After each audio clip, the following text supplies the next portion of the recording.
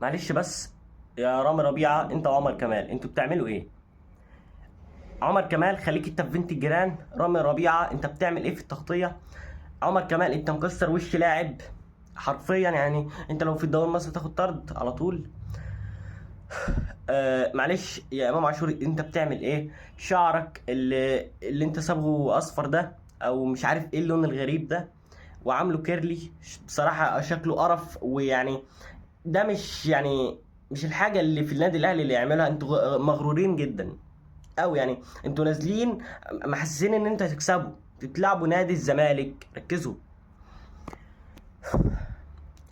يا ريت سيد عبد الحفيظ يرجع، يا ريت سيد عبد الحفيظ يرجع، ويا ريت نعمل صفقات، نعمل صفقات زي محمد علي بن رمضان وامام عاشور. لازم ما نسكتش لحد هنا، لازم نتكلم. والى اللقاء.